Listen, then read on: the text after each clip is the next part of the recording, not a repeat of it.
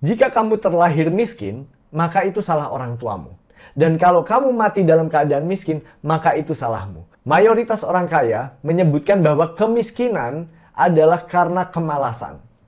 Bukan karena keberuntungan, privilege, dan sebagainya.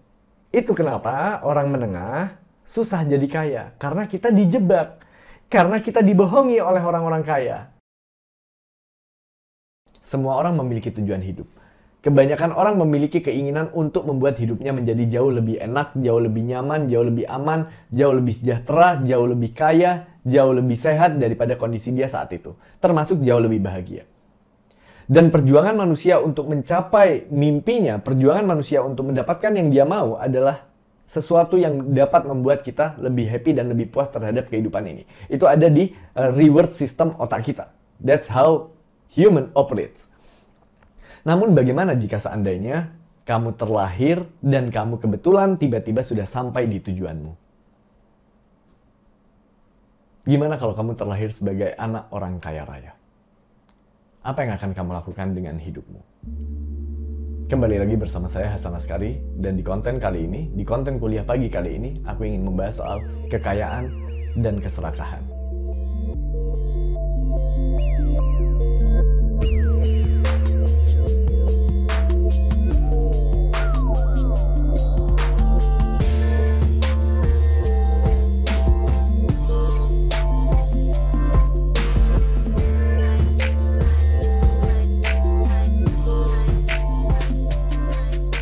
Ada 3 hal yang ingin aku sampaikan di konten ini.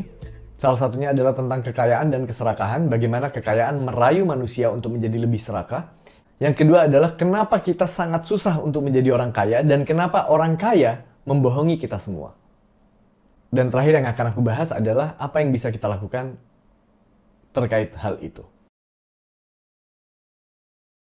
So, aku kasih kamu konteks dulu. Aku punya teman dari tahun 2012 sampai sekarang. It means kita udah temenan lebih dari 10 tahun. Dan menariknya punya teman lama adalah kamu bisa melihat betapa manusia itu berubah seiring berjalannya usia kita. Kamu mungkin susah melihat perubahanmu sendiri, tapi orang lain akan sangat amat mudah mendeteksi atau mengenali perubahan-perubahanmu. Dan manusia sudah seharusnya berubah.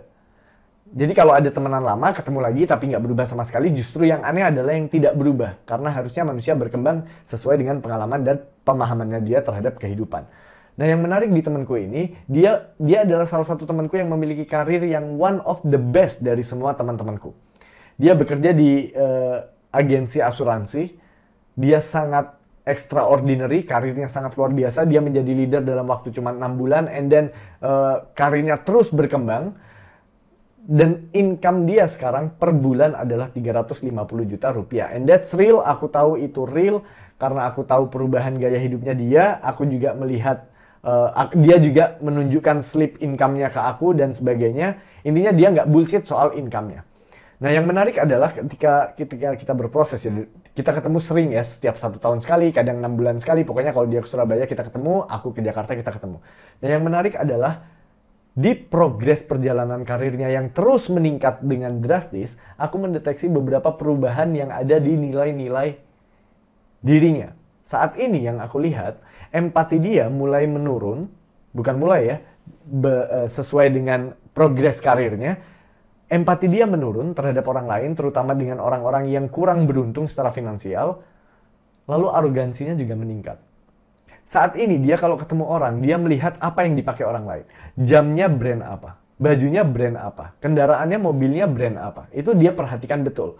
Dan di pertemuan terakhirku sama dia sekitar beberapa bulan yang lalu tuh, dia juga menanyakan hal tersebut ke aku.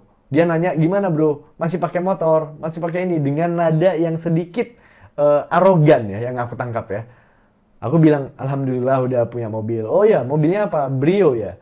Dengan asumsi-asumsi yang mungkin dia membayangkan bahwa karirku perjalanannya lambat. Dan emang dia dari dulu berusaha untuk merekrut aku untuk menjadi agennya, but I don't think it's fit with me. Karena dia berusaha merekrut aku terus-menerus, secara sadar dan tidak sadar dia berusaha menjatuhkan, merendahkan apa yang aku kerjakan sekarang supaya dia berhasil merekrut aku. Itu intinya. Makanya dalam setiap pembicaraan kita, sering kali nada-nada sentimen yang merendahkan itu terucap. Jaketku bahkan ditanya, dilihat sendiri sama dia, apa nih brandnya? Oh brand ini, oh keren, keren, keren. I mean, I don't think it's appropriate, but I can understand perubahan dia. Karena dia saat ini telah menjadi orang yang kaya.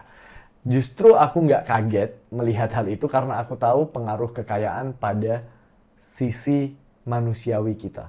Makanya yang pertama aku ingin bahas soal kekayaan dan keserakahan. Kalau kamu pernah bertanya-tanya misalnya, kapan sih manusia merasa cukup? Kapan cukup itu beneran cukup? Misal kamu sekarang punya pendapatan 5 juta per bulan, kamu punya mimpi, kamu ingin punya penghasilan 10 juta per bulan. Dan di momen kamu berhasil memiliki gaji 10 juta per bulan, kamu udah menginginkan 20 juta per bulan. Dan waktu kamu memiliki income 20 juta per bulan, di saat itu juga kamu udah memiliki aspirasi untuk memiliki income 40 juta. Dan begitu terus sejalan dengan gaya hidupmu yang terus naik, kamu lupa kapan waktunya berhenti? Kapan waktunya kamu merasa cukup? Now that's how money works.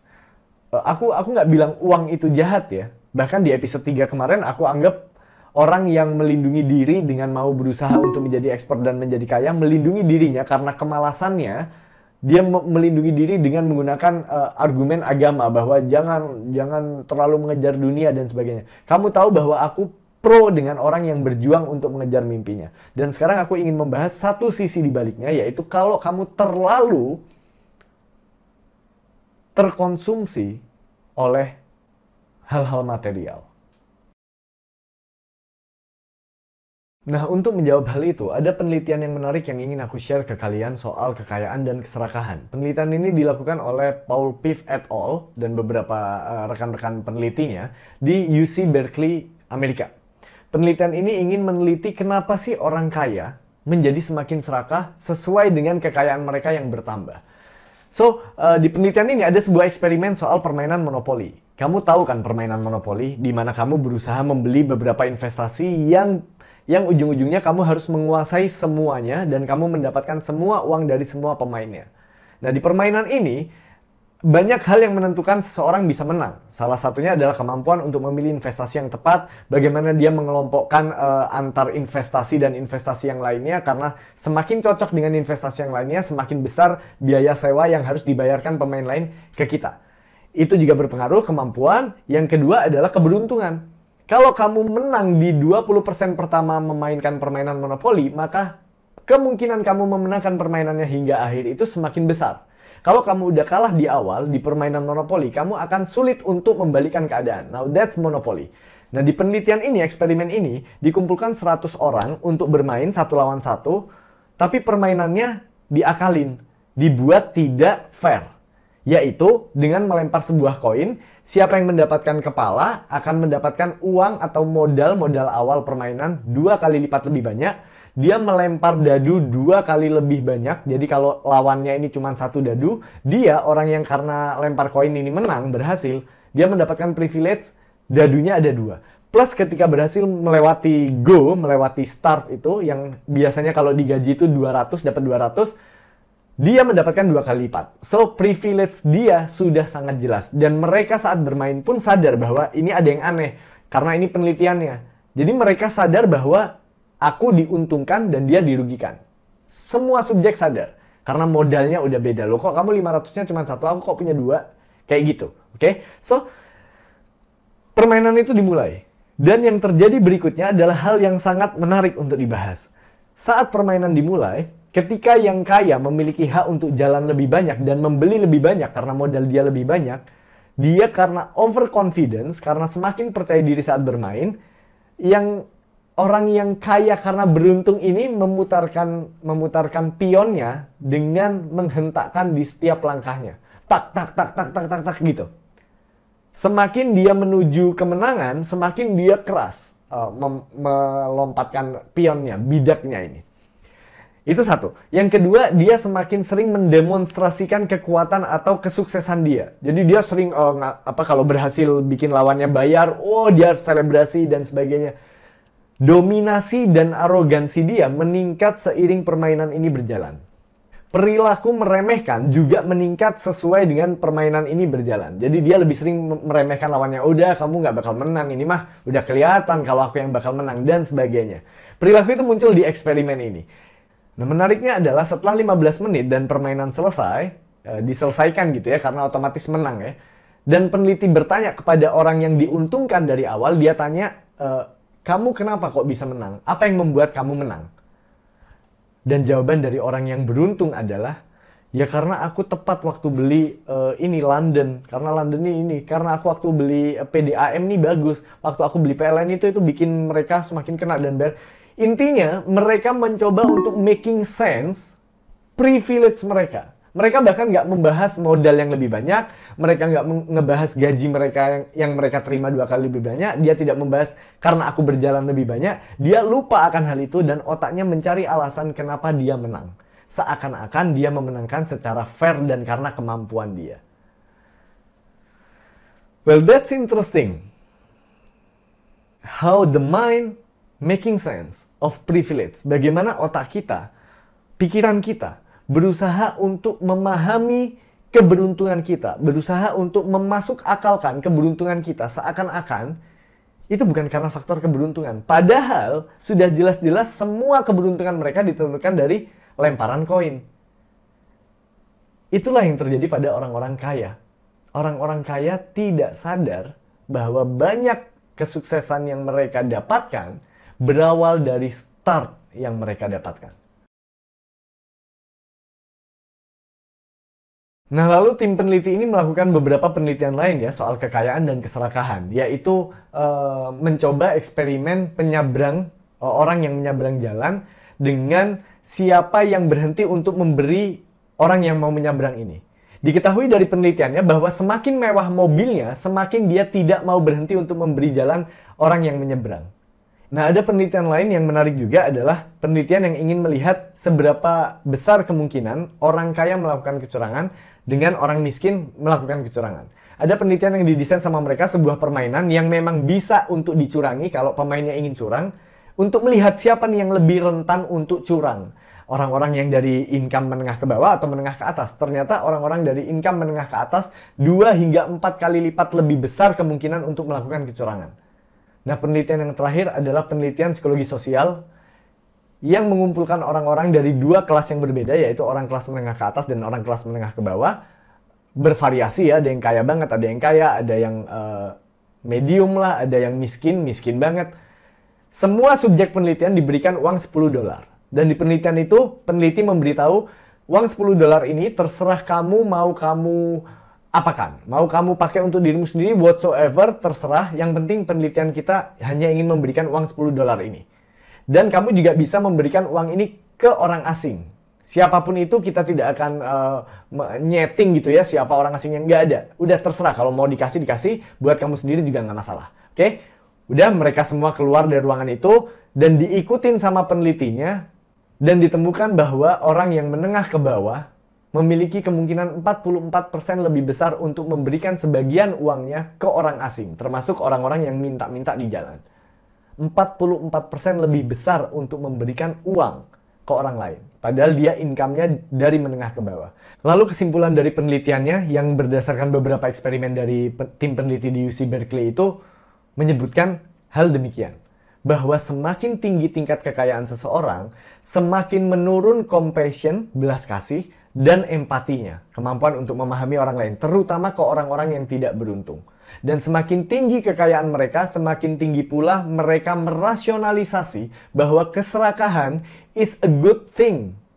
Serakah itu bagus karena kita berjuang untuk mendapatkan lebih banyak, itu nggak apa-apa. Mereka lebih cenderung merasionalisasi itu. Semakin tinggi kekayaan seseorang, semakin tinggi pula self-interest mereka. Self-interest itu egosentris mereka. Mereka lebih cenderung untuk memikirkan diri sendiri. Dalam bernegosiasi, orang-orang yang kaya lebih cenderung untuk mencurangi negosiasinya, berbohong dalam bernegosiasi, maupun menyogok ataupun disogok saat bernegosiasi. Orang-orang kaya juga ditemukan bahwa mereka lebih cenderung tidak peduli dengan perasaan ataupun nasib orang lain. Terutama orang-orang yang kurang beruntung dari mereka. Mayoritas orang kaya menyebutkan bahwa kemiskinan adalah karena kemalasan. Bukan karena keberuntungan, privilege, dan sebagainya.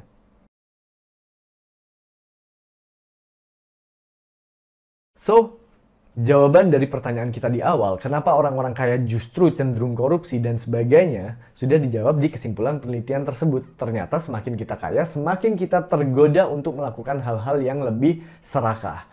Dan yang ingin aku sampaikan ke kamu adalah, kalau kamu adalah orang yang sedang berjuang untuk naik dalam hidup, kamu harus terus ingat apa alasanmu di awal, kenapa kok kamu mau berjuang. Kadang banyak orang yang awalnya dia ingin berjuang untuk membahagiakan keluarganya, membahagiakan orang tuanya, ingin memberangkatkan orang tuanya umroh dan sebagainya. Tapi ketika dia berjalan naik dan kehidupan mulai berbuat baik pada dia menjadi orang yang semakin sukses, dia perlahan-lahan tergoda untuk terus memberikan uangnya ke dirinya sendiri. Dia terus habiskan uangnya untuk hal-hal yang sebenarnya di awal dia mau berjuang, tidak dia pikirkan. So, be careful. Uang bisa merubah manusia. Itu poin yang pertama di konten kuliah pagi ini. Yang kedua adalah sebuah pertanyaan, kenapa ya kok kita masyarakat menengah atau menengah ke bawah susah sekali menjadi kaya? Dan kenapa orang kaya membohongimu dengan pernyataan seperti ini? Contohnya ya, jika kamu terlahir miskin, maka itu salah orang tuamu. Dan kalau kamu mati dalam keadaan miskin, maka itu salahmu. That sounds good, but that's wrong. Kamu tahu bahwa kemiskinan itu diturunkan, kemiskinan itu sistematis, dan sekarang aku kasih tahu kenapa orang miskin tidak bisa kaya, atau orang menengah tidak bisa kaya. So, first thing first. Orang kaya memiliki banyak waktu. Orang menengah dan orang miskin tidak memiliki waktu karena dia harus terus bekerja untuk bisa menghidupi dirinya dan keluarganya. Kalaupun dia punya waktu, dia bekerja udah lama, mungkin dia sampai lembur, dan waktu di rumah dia udah capek. Dan kalau kamu pikir-pikir, kenapa ya orang kaya lebih banyak menghabiskan waktu untuk belajar, sedangkan orang menengah justru yang seharusnya banyak belajar supaya bisa kaya, kok malah menghabiskan waktunya demi hal-hal yang konyol, hal-hal yang tidak penting. Nontonin dramapreneur, nontonin Ria Ricis bawa bayi usia 6 bulan, naik jet ski. Kenapa kok orang menengah dan orang miskin justru membuang waktunya demi hal-hal seperti itu? Jawabannya adalah karena orang menengah dan orang miskin lelah saat bekerja. And they are not happy with their job. Mayoritas pekerja menengah dan menengah ke bawah itu tidak happy dengan pekerjaannya. Berbeda dengan orang kaya. Orang kaya jam kerjanya itu mungkin tidak sebanyak jam kerja para buruh. Mereka punya lebih banyak waktu untuk networking, untuk ketemu dengan orang-orang baru, untuk pengembangan bisnis, untuk bertemu dengan bank, bekerja sama dengan bank, membesarkan bisnisnya, dan sebagainya. Dia pulang ke rumah, orang-orang kaya, dengan perasaan happy karena bisnisnya bisa semakin besar. Kita, orang-orang menengah dan orang-orang miskin, ketika pulang kerja, kita stres berat karena kita kerja sangat keras untuk uang yang tidak seberapa. Akhirnya karena kita capek dan kita stres, kita otomatis waktu punya waktu luang, ingin meluangkan waktu kita itu untuk hal-hal yang sifatnya entertainment, bukan belajar. Jadi, yang tidak dimiliki orang miskin dan orang menengah adalah waktu. Privilege yang paling besar dari orang kaya adalah waktu luang. Anak orang kaya bisa kuliah di luar negeri 4 tahun lamanya, di luar negeri, tidak perlu mikir duit dari mana, dia bisa survive karena orang tuanya kaya. Dia punya waktu untuk dia keluarkan selama 4 tahun tanpa harus mikir hidup bagaimana. Waktu. Sedangkan orang menengah ke bawah, orang menengah dan menengah ke bawah, boro-boro kuliah. SD aja ada yang udah disuruh kerja sama orang tuanya, jualan donat lah, jualan bolu lah. Bahkan dari balita aja ada yang udah dikasih obat tidur untuk dijadikan alat supaya waktu dia mengemis dapatnya lebih banyak. Orang menengah dan orang miskin tidak punya waktu. Kalaupun ada waktu, mereka akan meluangkan waktunya untuk melihat hal-hal yang tidak penting. Mungkin kamu nggak sadar ya, tapi semua industri entertainment yang punya itu orang-orang kaya. Dan kenapa yang dikasih tontonan-tontonan yang kamu tonton adalah tontonan-tontonan yang bodoh? Ya supaya kamu terus membahas hal-hal bodoh itu. Sehingga kamu nggak punya waktu untuk menyadari, kayaknya aku membuang-buang waktuku. Kayaknya aku sebaiknya fokus untuk hal yang lebih penting. Gak bisa, kamu dijejali drama, dan terus drama. Hal-hal yang lucu, hal-hal yang konyol, hal-hal yang memancing dopamin, hal-hal yang seksi, cewek-cewek joget-joget, dan sebagainya. Entertainment. Itu kenapa orang menengah susah jadi kaya. Karena kita dijebak. Karena kita dibohongi oleh orang-orang kaya. That's why. That's exactly why you cannot be rich. So, Yang terakhir, terus kita harus gimana dong? Apa yang harus kita lakukan kalau kita terjebak di lingkaran setan, perlombaan tikus ini? Kita nggak akan pernah bisa keluar dari lingkaran setan kemiskinan atau garis menengah ke bawah ini. Gimana sih caranya? Gimana caranya kita bisa merubah hidup kita?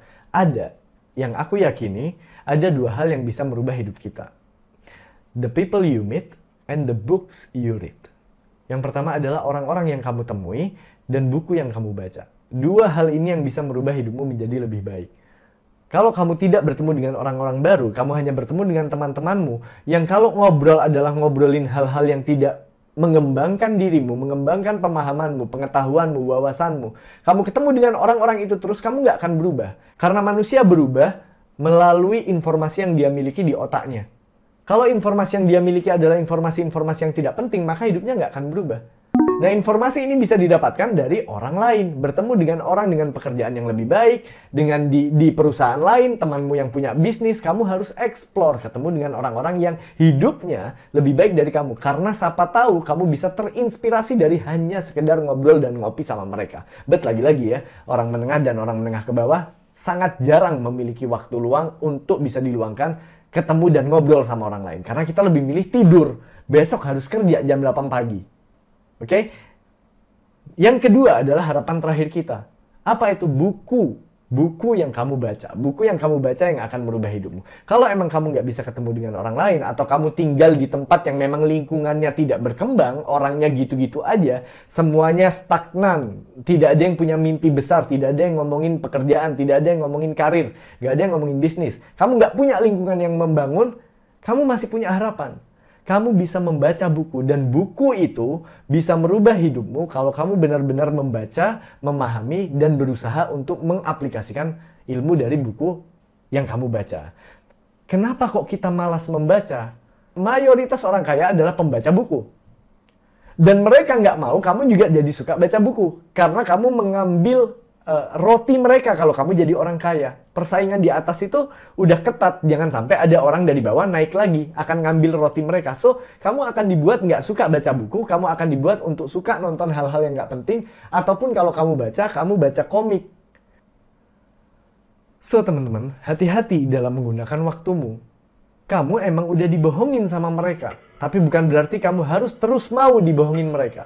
Sementara kamu ketawa sama konten-konten lucu yang kamu tonton, orang-orang di atas sana menertawakan kamu kenapa kamu mudah banget dibohongi. So, I think that's it. Itu aja yang bisa aku sharingin ke kamu. Dan kalau kamu suka konten ini, tolong di-like, di-subscribe, dan di-share ke teman-temanmu yang mungkin butuh konten ini. Sampai ketemu lagi bersama saya sama sekali di Kuliah Pagi.